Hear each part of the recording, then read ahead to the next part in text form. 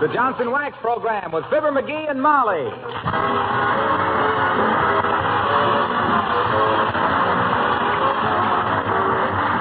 Makers of Johnson's Wax, Johnson's Car New, and Johnson's Self-Polishing Glow Coat present Fibber McGee and Molly, written by Don Quinn, with music by the King's Men and Billy Mills Orchestra.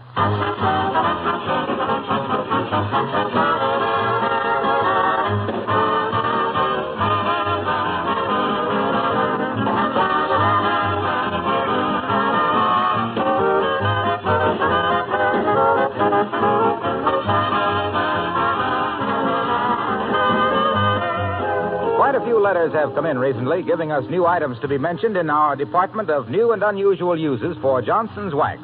One woman writes, I've just finished waxing the brickwork around my living room fireplace. Now it looks so beautiful, and I know it'll be much easier to keep clean. Tell this one to many of your listeners. I will indeed. And I know that any of you who have brick or tile around your fireplace will find this suggestion very helpful. You can use either the paste or liquid Johnson's Wax. The job takes only a few minutes, and the benefits last a long time. Here's another item I like. A woman in Illinois says that she always uses a little of the regular Johnson's Wax on her electric light switch plates. When these are painted in light colors, you know, they're apt to show dirty fingerprints quickly. The wax protects them and makes cleaning easy and adds just one more touch of beauty to your home. I hope you'll all try these new protective uses for genuine Johnson's Wax. They'll help you take better care of your things and save you work. Both very worthwhile today.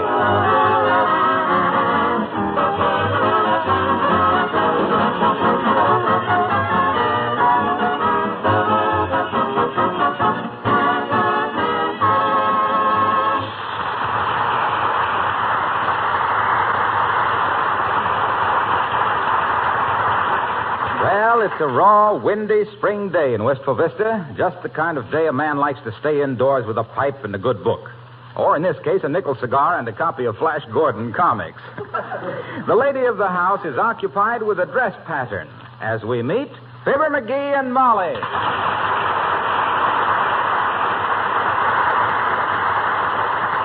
So Flash ups to him and he says... McGee, I'm so exasperated. What about? Oh, this dress pattern. Oh. I can't seem to figure it out. It's been so long since I made a dress for myself, I'm all out of practice. I thought you could buy dresses about as cheap as you could make them. Well, not quite. Anyway, we said we'd buy war bonds instead of Easter clothes, didn't we? So I had this material, and I bought a pattern for 35 cents. Let me see it. See? This don't look so tough. All you got to do is lay the pattern out on the cloth and cut around it. Oh, is that all? Why, certainly. That's a cinch. Look who's talking. Huh? I saw a sock you darned once. You bunched it up around the hole, and you tied the string around it and pounded it down with a hammer. That was an emergency. This is simply a matter of intelligence. Just a little... Oh, dear. I suppose you could work out this dress pattern in nothing flat. Why, certainly. Less than that. And with one eye tied behind me. All right, go ahead. Huh? I said, go ahead. You've got the job. Oh, hey, now, wait a minute. I merely said I could. After all, a man... You mean you refuse to do it when you know how and I don't? No, I'm not refusing. I just said a man... Oh, then you will. Oh, you darling. I could just kiss you for that because... Now, wait a minute. I'm no dressmaker. I was just trying to point out... Oh, I'm so glad I married a man who could do things. Huh? Oh, you're so sweet to promise to do this, McGee. Now, you get started while I run up and get the scissors and the pins and everything. I'll be right back and... Hey, wait! Well, I'll be... This is going to be one of my bad days. Why can't I keep my big, busy, fat, loud mouth shut? I got about as much business cutting out dresses as Doolittle has riding the subway. I can get myself into more...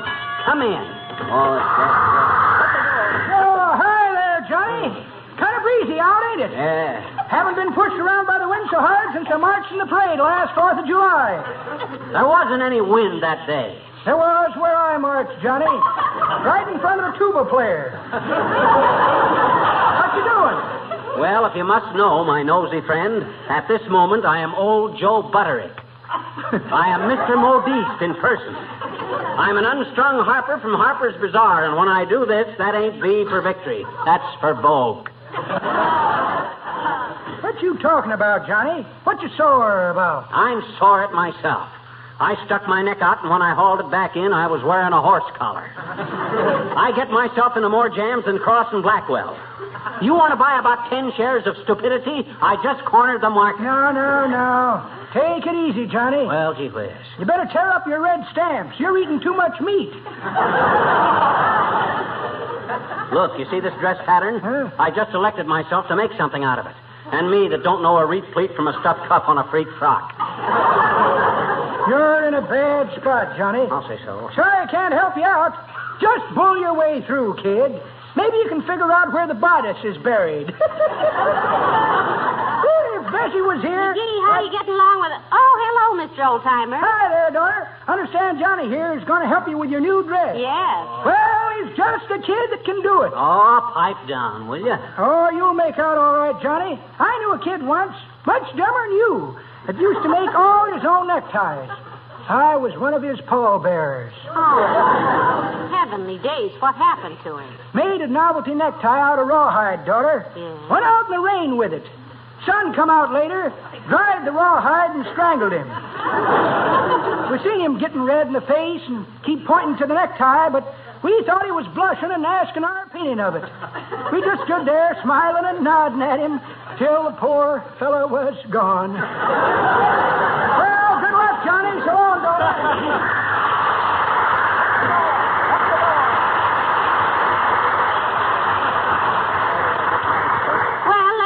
McGee, or rather let you get at it. Oh, now, here's a paper, pens, and some scissors, and a blue pencil. Well. Will you need anything else? Yes, a good swift kick in the... No. No, I guess not. Now, let's see.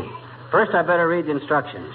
It says to put the rent on the farm. Oh, I'm so proud of you, dearie. Imagine a man being able to do this. Hey, we got a bias? A what? A bias. Part of this has got to be cut on the bias. Oh, never mind. I'll cut it on the floor.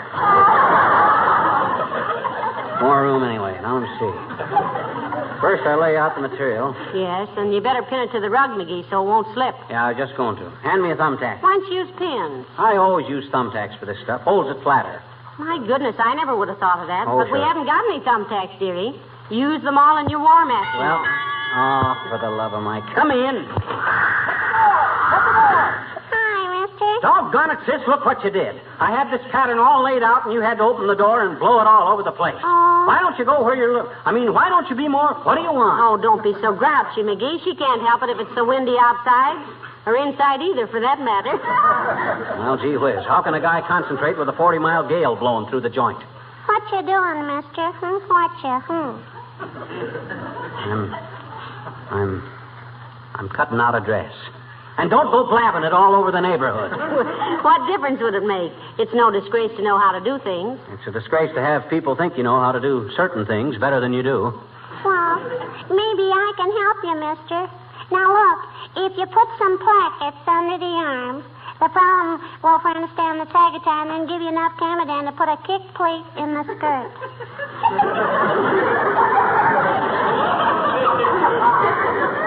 I know that much, sis. I'm no dumbbell. What was it you wanted? Well, I wanted you to help me build a model airplane. I got all the stuff. Oh, I'm sorry, sis. I haven't got time today. Come back tomorrow. Okay. But have you got time for a poodle? I don't know. Well, what is it? Yes, and make it snappy. Well, why is an elephant afraid of a mouse, huh? Well, why is he? Because the elephant has a trunk, and a trunk has 3 trays, and 3 trays beats 2 pears, and pears grow on trees, and trees have bark, and so does a dog, and a dog is man's best friend, and your best friends won't tell you, and neither will I.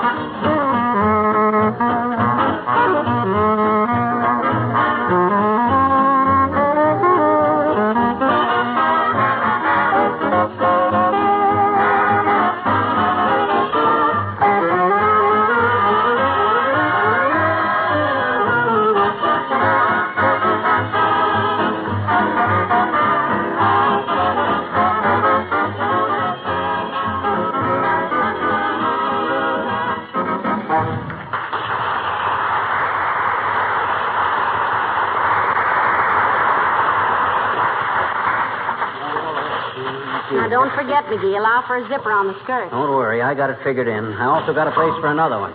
Where? Right across my big, noisy mouth. Next time I talk myself into a woman's job like this, I'll...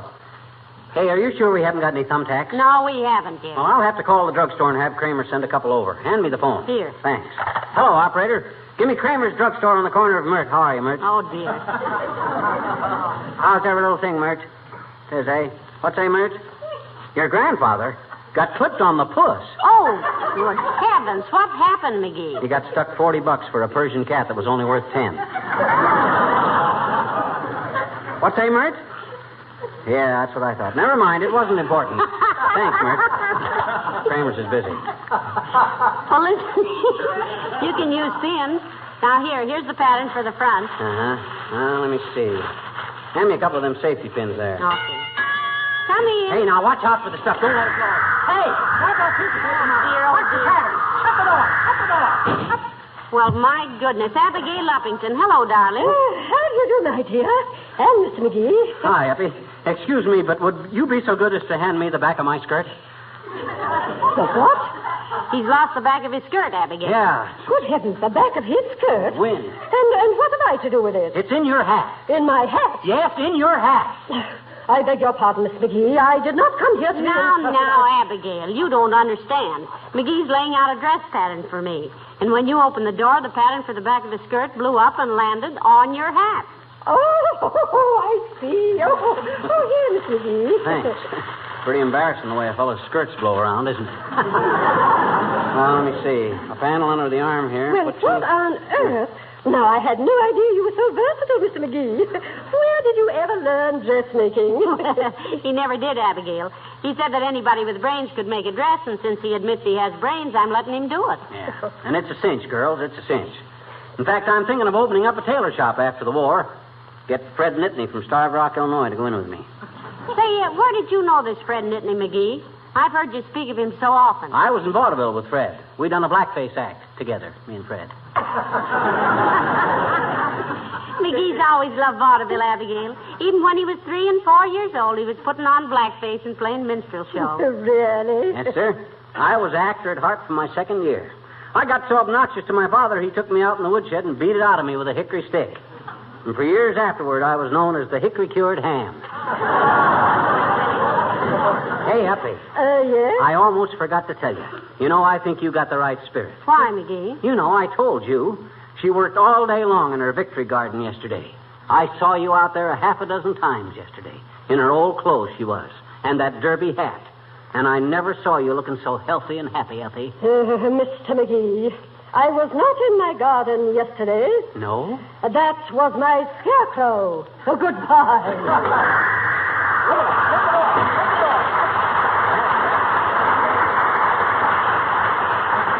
Look at all those patterns. Yeah. Blown all over the place. Help me get them together, Molly. All right, dearie. That's the dad, Fred. Now, listen, when you get the dress all cut out, you can slip it on while I see how it looks. Oh, no, you don't.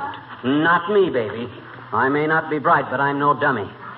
Anyway, you can't fit your dress on me. Wouldn't prove anything. You and I don't throw the same shadow. Well, my goodness, it would be just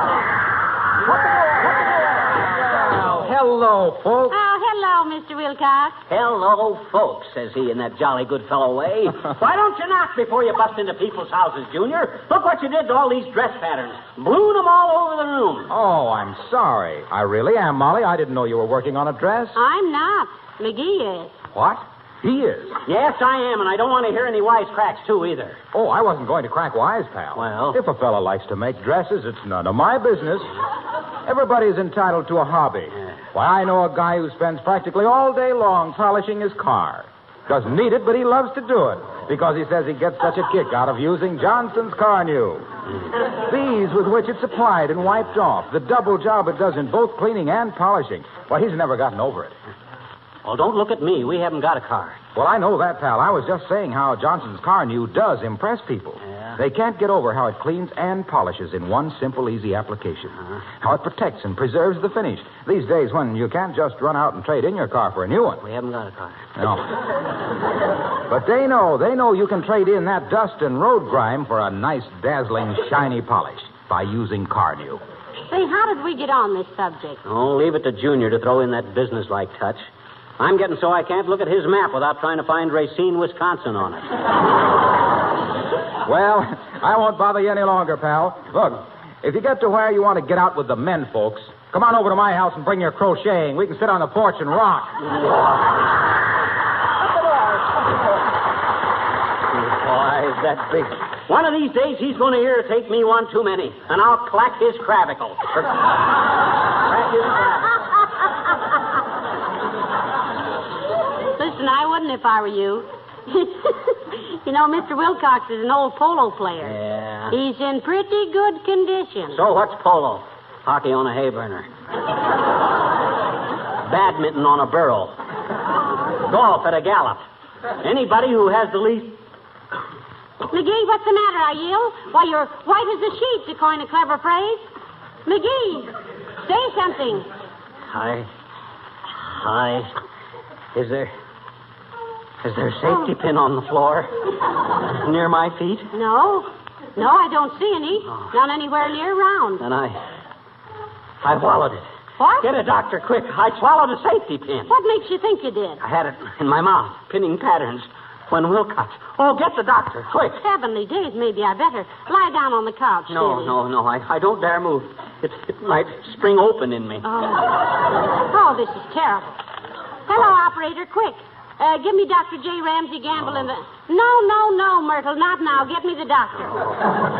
Tell him to bring a small cork. Maybe I can swallow the cork and turn a few somersaults. And get the cork stuck on the end of the pin so I can...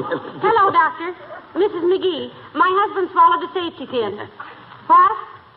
No, he wasn't. We haven't got a baby. No. Well, hurry right over, doctor. Thank you. He said lie quietly, McGee, till he got here. What do you think I was going to do? Organize a softball team?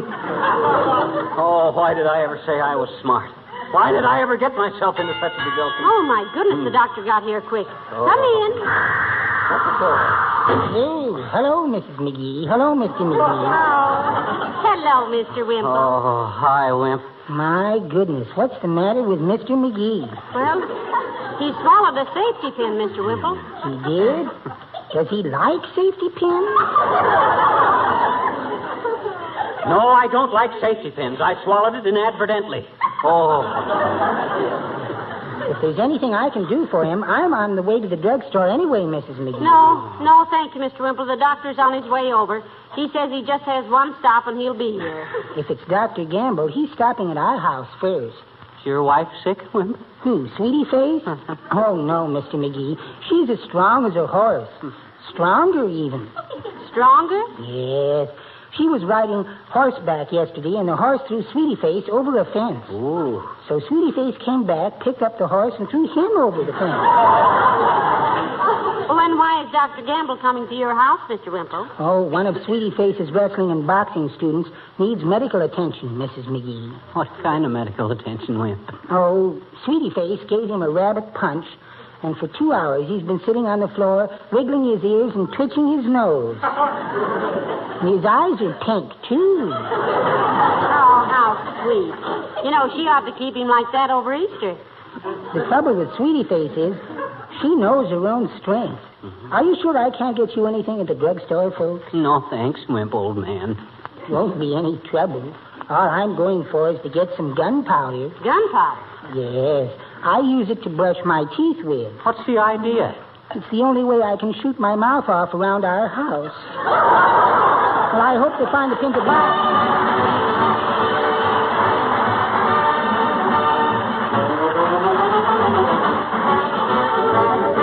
The King's Men and the song of the Merchant Marine. Heave-ho, my lads, heave-ho. It's a long, long way to go. It's a long, long pull with our hatches full, braving the wind, braving the sea, fighting a dangerous foe. Heave-ho, my lads, heave-ho. Let the sea roll high or low. We can cross any ocean, sail any river. Give us the goods and we'll deliver down the submarine. We're the men of the Merchant Marine.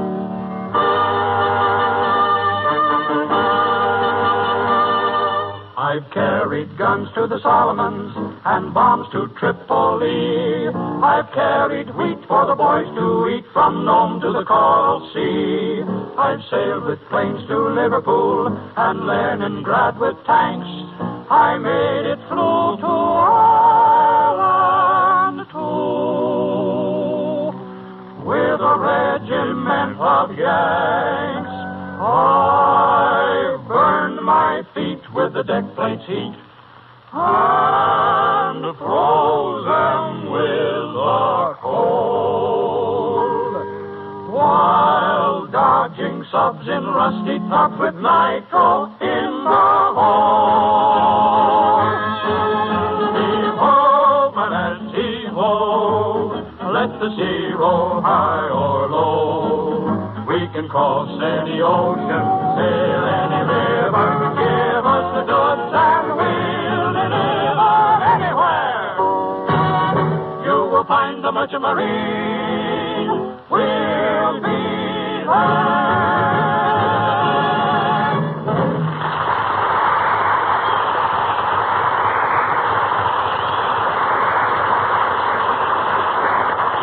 Well, now, the doctor ought to be here any minute, McGee.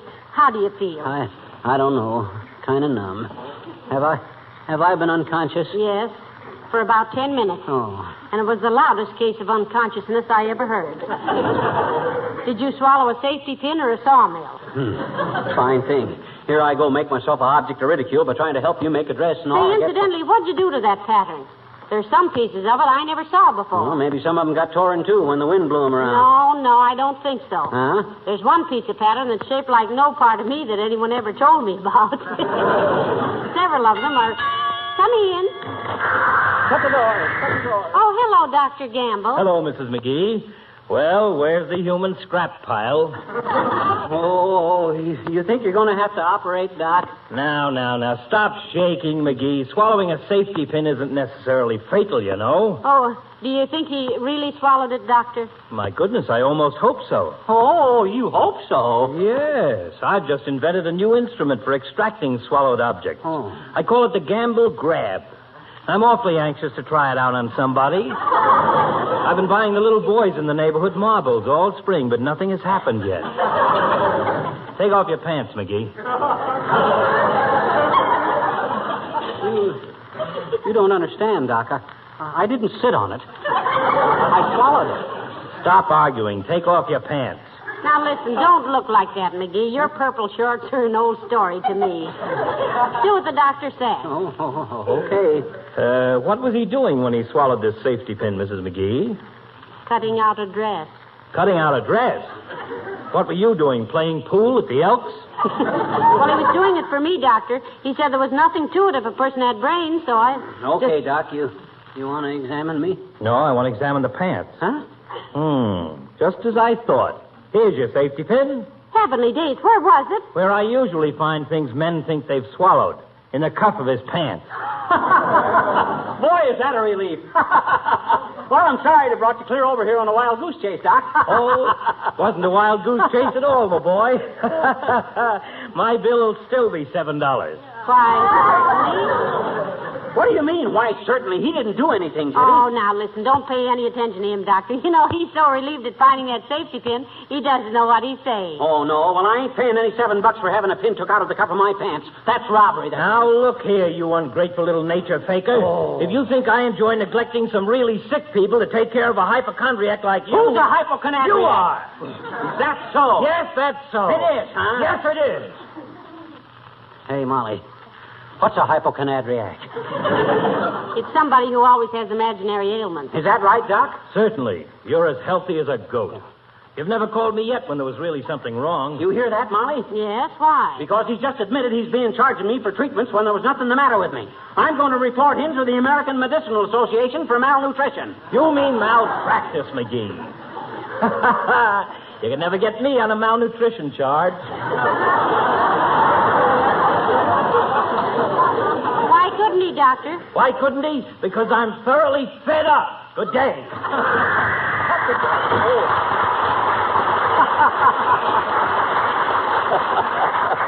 Well, I guess I gave him a good scare at that, didn't I? Oh, sure. He's frightened out of his wits. Now, come on, McGee. Help me make sense out of this pattern. Look at this piece here. Well, that's part of the insert that goes under the... No, it isn't either. Is there a number on it? All the pieces are numbered. Yes. This is B17. B17. Well, that can't go next to B18 because that's part of the shoulder. Hey, what's this one here? P38. Doesn't fit any place. Look at the shape of it. McGee, I'm sorry I ever asked you to do this for me. You're sorry? My gosh. Say, there's about 12 more pieces of this pattern than there was when I started. Did you add some? No, I didn't, but it must make sense somehow. Let's piece them together and see how far we get. Okay. This goes on. That won't go on top. You can't fit these... Oh, I give up, McGee. It's hopeless. I'm darned if I know what happened. If you ever got that thing together and wore it, you'd look like you were going to a costume party at the wreck of the Hesperus. Oh, dear. Come in. Hi, mister. Hi, Miss McGee. Sis, I told you once today I'm busy. Now beat it. You won't help me build my model airplanes, mister? No. Well, then can I please have my patterns back? I left them on the floor when I was here the last time.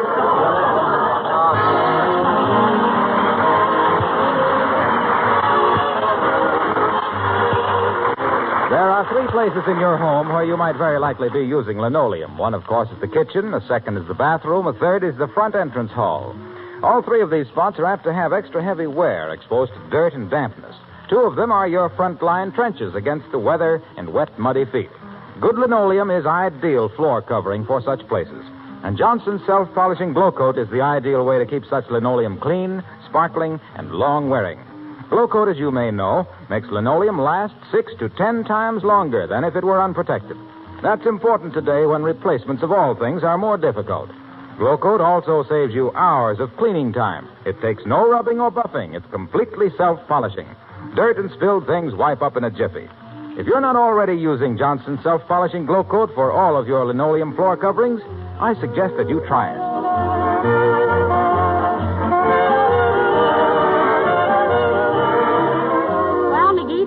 I'll have to wear an old dress next Thursday. What happens next Thursday? Heavenly days, had you forgotten? Huh? We're visiting the Kraft Music Hall. Oh, my gosh, how could I have forgot that? Especially after that swell telegram they sent me. Oh, what was that? You didn't tell me. I didn't? Oh, it said something about how glad they'd be to see you, and in my case, how the biggest cheese of all goes to the Kraft Music Hall.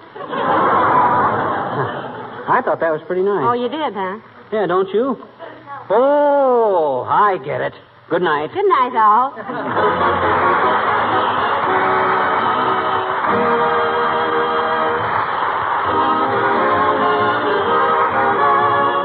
characters of Wallace Wimple and the Old-Timer heard on our program were played by Bill Thompson. This is Harlow Wilcox speaking for the makers of Johnson Wax Finishes for Home and Industry, inviting you all to join us again next Tuesday night. Good night. This program came to you from Hollywood. This is the National Broadcasting Company.